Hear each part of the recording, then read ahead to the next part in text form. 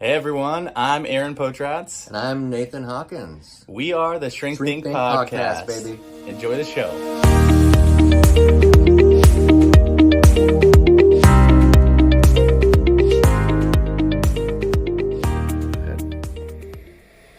Okay, yeah, what were you saying?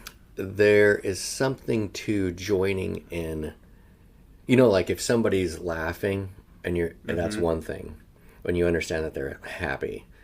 But when you're laughing with them and they're and you're both spurring off the other person because now you're laughing because they're laughing, you're laughing more, and then it feels contagious. Yeah, I think there's like an authenticity piece to it also. Right. That's like in some ways if they're giving it to other people but they have trouble with themselves, it's like it is a little bit like self-serving, you know? It's like, I mean, it can be selfless, it can be sacrificial, all that kind of stuff.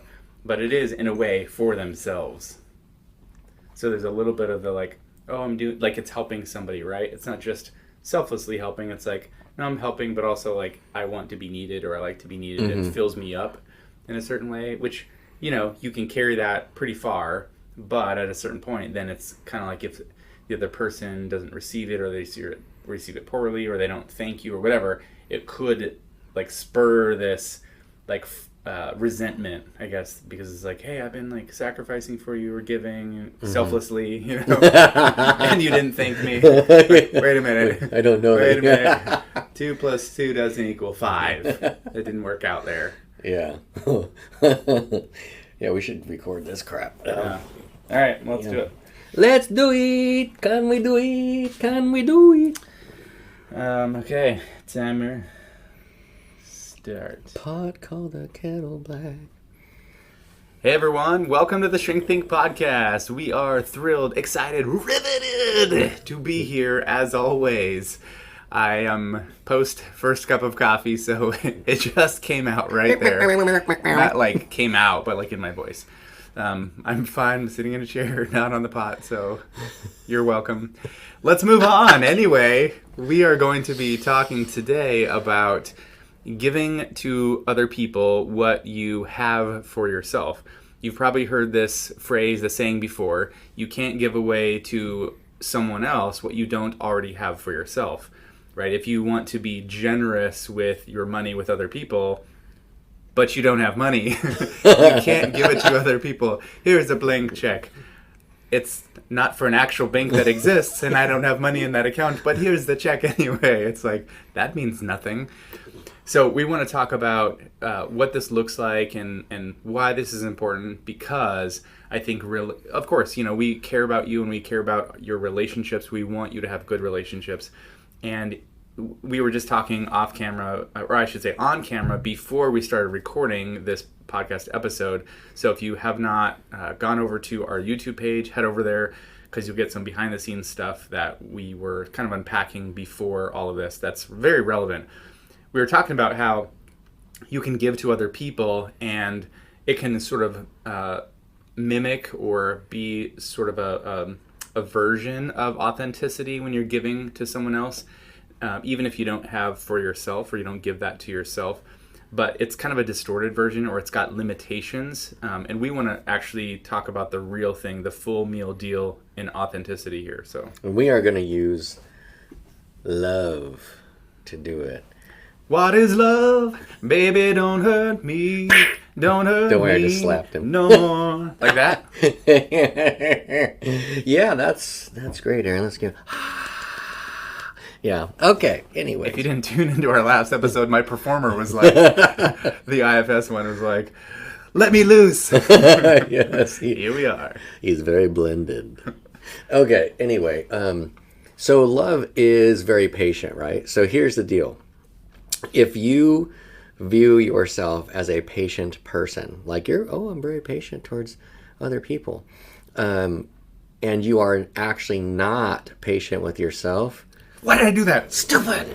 Right. Or critical, like, you did that totally wrong. Or whatever goes on in your mind. You know, like he's Napoleoning out right now. Napoleon Dynamite. Then maybe you're actually not being very patient with other people. It could be that you are just simply not saying anything that's actually on your mind. You're doing the same thing you would do to them in your mind. Right. Like, You're in your mind, you're saying, like, what an idiot, but on the outside, you're like, huh. and they're like, Got you're the so smile on your patient. face. Yeah. You can That's listen to me okay. all day. Right. Like, yeah, I'm listening to you all day. You might actually get a lot of feedback about how patient that you are. And you might not necessarily be being as dramatic in your mind. Yeah, and I think that the key that I was saying a couple minutes ago was that you might be patient to an extent, and then at some point you might turn a corner and then snap. And I don't mean like you go postal on somebody, but it could just be like you lash out in a moment, and it's like, whoa, where did that come from, right? Well, you actually had not been truly patient the entire time. You had just been biting your tongue, and here it came out. Right. And so another way that works is the idea of somebody making mistakes or whatever, and then you are being okay with them. You're listening. You're not sounding to them like you're like, man, I can't believe you did that to me. You're not that person. You're like, oh, okay, that's all right. It'll work. So you sound patient, but in your mind, you've actually not moved beyond it.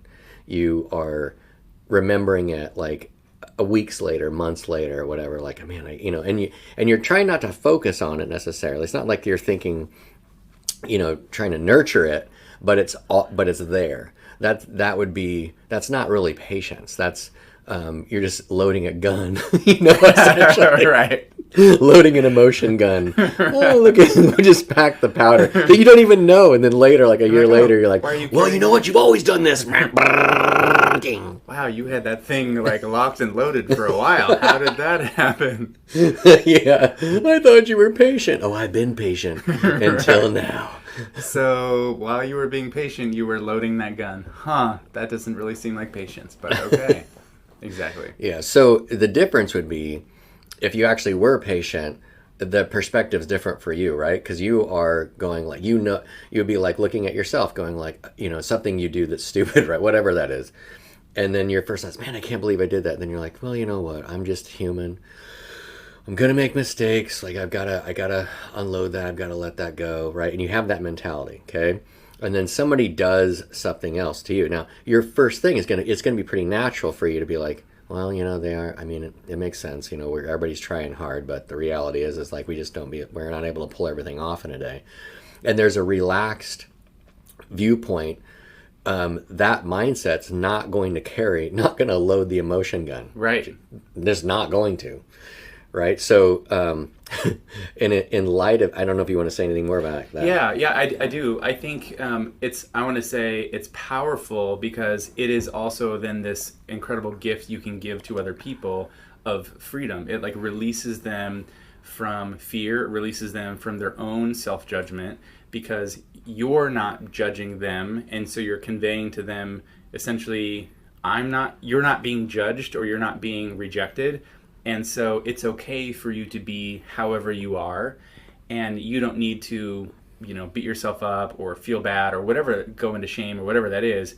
You're okay to just be you because as imperfectly as you are, and I'm okay with you as you are, and it's okay for you to be as you are. Now, the other person may not know how to do that or be able to do that or have some issues with shame or whatever. That's up to them, but at least you're offering them that gift, and that's a very powerful gift because it does allow people to grow and heal out of some of those spots, those wounds that they might carry, into a space of like this relax of like, oh, maybe I can have patience with myself the way that you're showing me or giving me to myself. Yeah, because they can feel it, and I think the other part of another aspect of love is this idea of kindness, right? So. I mean, there's similarities with patience, but kindness is this idea of noticing another person and then just being kind to them, right? So maybe something about being compassionate to them or doing something nice for them or that kind of thing. But if you're not used to being kind to your own self, it could come off when you're being kind to somebody else as you're just having an agenda or you're checking a box or it's a task orientation. We can say more about that, but let me invert it, right? So what I'm trying to say on the other side. A simple action of kindness to yourself might be going to bed at a reasonable hour. Like that's I want to introduce that because we're not necessarily talking about like all these grandiose ideas. We're talking about respecting what you yourself need in an action of kindness to who you are. We've seen how tired you guys are. You need to get more sleep. Right. So, and an action of kindness might also be not like when you have a standard in your mind that you have to hit, that you're kind to yourself and go, well, let me be realistic with what's going to actually happen. Let me give myself some grace or whatever. Because on the other side of the coin, when you notice a standard for somebody else, kindness might seem to you like you're going to encourage them to hit that standard. And then they get anxious about it and become hyper-focused on it and think that they're not good enough, whatever they do. And you're like, encouraging. You're like totally enabling that cycle or enabling that issue with them. Right. As opposed to, again, kind of releasing them from that and saying or communicating in some way, you might have had some standard. Maybe that standard was too high. Maybe it was realistic. But it doesn't matter. The standard really doesn't even matter. Whatever you did is okay. It's good. It's good enough. Because it wasn't ever about performing or being good enough. It just is about you tried or you gave your best, and I'm okay with that. Right. And on top of that, to add in there, it may be that like being kind to somebody might be acknowledging the fact, like, yeah, you totally can do that. You are totally able to do that, and it just didn't happen today. Mm-hmm. So, because you're honoring the whole side, both sides of the coin, rather than like, oh my gosh, what can you do next time to be different? Right. So to say that a little bit differently, kindness might actually be saying like, hey, I believe in you. I know you can do this, right? Toward that standard. But kindness on the other side might also be, hey, it's okay that you didn't do that. Like, you're learning. This is the first time you've done it, or it didn't work out today. But like, hey, you learned this really important lesson, and it's kind of like forgiveness in a sense. It's kind of like patience, but it's being kind about not reaching that standard and communicating that it's okay because there's part of a process and you still have value and worth, even though you didn't hit it. Right. And the opposite of this is like, seems like it might be kind of obvious, but like this idea of not being rude. It's like, well, the other side of that is, are you rude to yourself? Are you kind of like very, we all have self-critical parts. But you have to keep in mindset that actually is true, and not allow yourself to go there, essentially, to, as these negative thoughts come up of like, wow, you should have done better, you're really horrible at that, like, oh, of course this is going to happen to you because you blah blah blah, all that kind of stuff. When you're in that space, you will naturally give that to others. You'll be rude to other people. And so if somebody were to say to you, and I use this type of thing actually kind of diagnostically with people, if they are saying to me like, you know what, some people will tell me that I'm rude and I don't get it. Like, I will automatically assume that you are rude to yourself. Yeah, what do you do when you make a mistake? Like, what do you say to yourself? Right. And then, well, I don't know. Like, well, let's think about it. I'll give you some suggestions. Right. Does it sound like Ren and Stimpy? You stupid idiot. Yep, kind of like that. Yeah, it actually, oddly enough, does sound like that. Yeah, and love is also, not to move on too quickly, but I feel like that's we're getting kind of where we're kind of obvious with this, but it's also not arrogant, right? Like this idea that everything is about you, like you know it all. You have to, there's sometimes we feel when we get insecure, we'll feel like, oh, I have to put a good foot forward. I have to know all this information, whatever it is, in order to prove that I whatever, like, or somebody asks you something and you, like, I have a person I worked with years ago that the partner would say, oh no, they already know. Whatever you're going to say, it doesn't matter. They know it.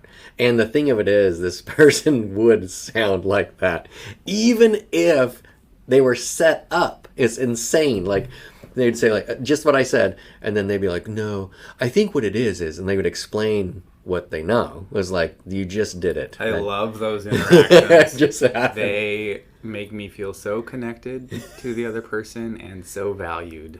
Right. So you say like, oh, I had this great time. Yeah, I did that too. I've done that 4 times already. Okay. And it was really good. Good. So in that place, the irony of it is, being that way is an attempt to connect to somebody else, right? But what's happening? Failed attempt. Right. What's happening is it's not happening.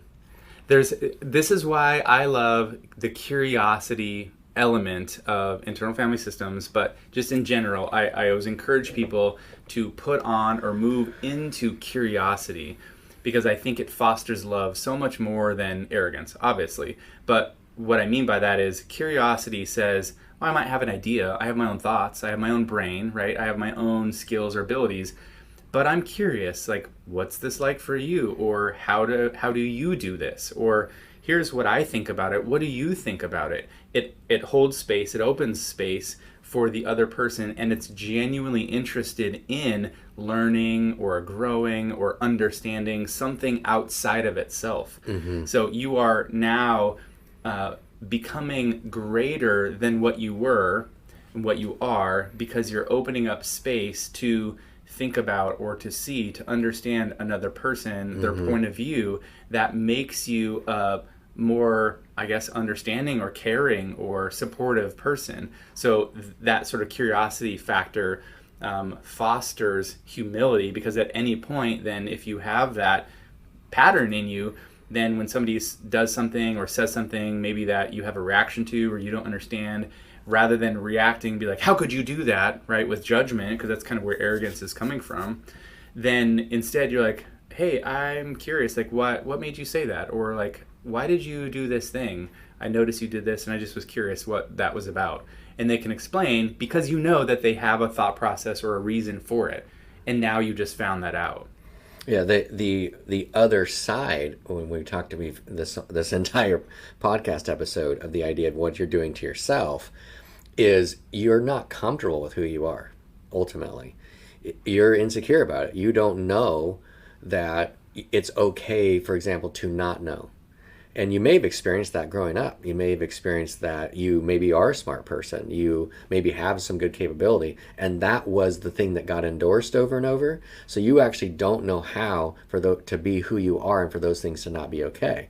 So and this is also in a lot of ways the birthplace of narcissism, right? So taking a step back, and if that's you, owning it and going like, man, I just need to be it's okay that I actually don't know things. It's okay that I can't do things. It's okay that I didn't do whatever this was well, or that I don't even know what it's like to do what this other person's talking about. Just because you can empathically, logically believe and connect to it does not mean that you know it. It doesn't mean it's authentic. Right. And because it's not authentic, you're not actually connecting to the other person. Right. You're coming almost. Right. Anyways. Or there's like a one-up position that you might have with somebody else, because you already know you're in a one-up position and they are in a one-down position, which is, I mean, sure, you might connect in that way, but that doesn't feel like mutuality, as though you're on the same level connecting that way. Right. And it won't. It honestly never will. That's what we're trying to encourage you. Like, it's not we're trying to break you down. It's more like, look, if you can be honest with yourself about this, and look at this idea of love, and and this is my concept, by the way. I didn't say this earlier. I'm trying to tell people this is what self-love is. Like, because some people will be like, oh, if you love yourself, then you're arrogant, or what? That's like, wow. Like, no. Yeah, self-centered, narcissistic, right. So that's kind of, and I should have introduced that a little bit more, actually, as I'm reflective. We'll just title this episode correctly, so that people are like, huh? Oh, there it is. Loving yourself. Yeah, there it is. Because really, this is what it is. It ends up being a pathway to humility, right? And kind of turning the corner, the other thing that happens inside of all this is that you don't really keep a record of everything that you do wrong, because if you do, then all you have is this pile of shame. So let's just get this straight. You've got an emotional gun that you've loaded, and a huge pile of smelly, stinky shame. Yeah, that's the extra ammo. Right. Love that. Flavor it up. If that's not enticing, I don't know what is. We hope you hear this and are like, yeah, I want to get as far away from that as possible. And remember earlier I talked about the diagnostic component here. So if I have a couple in and the one person starts telling me every single thing that this other person does wrong and they just have a list, I know something, don't I?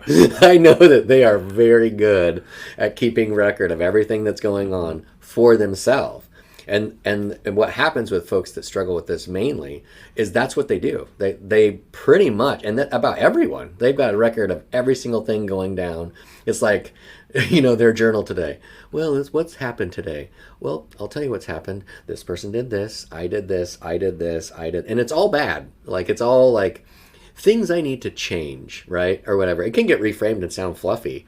But it's still stuff that's the focus is that you suck. Yeah. I had a client one time that said, well, his boss wanted him to like make the product they were working on better without putting any more money into it. And he's like, well, it's a turd. He's like, I can put a tuxedo on it, but it's still a turd.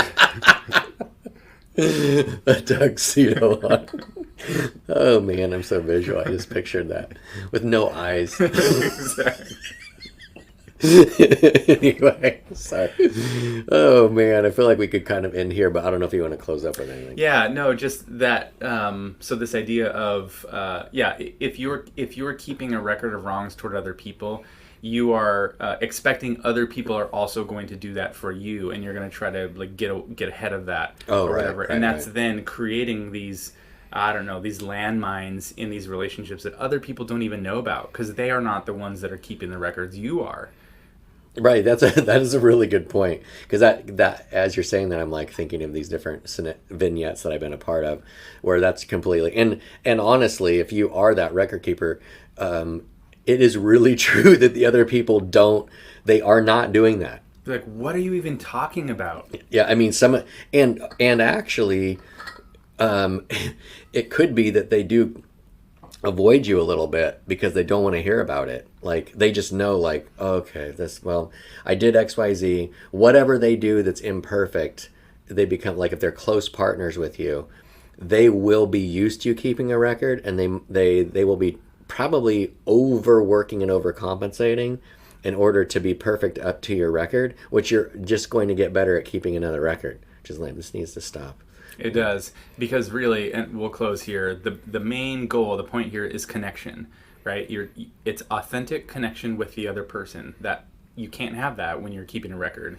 When you can let that stuff go and forgive, then you can authentically connect with the other person. In the same way with yourself, when you can authentically forgive, you can be authentically connected with yourself and be your most authentic, genuine self. Ah, yes. It's like holding space on episode 201. Have a great day. Boom. Mic drop. That was good. Yes, buddy. I feel like I just want to give myself a hug. Oh, somebody. I'm just going to be with myself. Where's the camera? Oh, it needs to be over here. Save love. Pat yourself Yeah, on the good wheel. Good job. I'm going to do the whole, turning over. Yeah. Looks like, it looks like somebody, like you're making out with somebody. I've always thought that was really funny. And it's so dumb. It's the dumbest thing. You just come in my office sometime. Yeah. And you're like, oh, Nate, sorry to bother you. I didn't know you. Will you let me know when you guys are done? Get a room. You're like, I'm already there. I'm in my room. I paid good money for it. We're so stupid. It's just so dumb. We need to just stop this. Okay. And scene.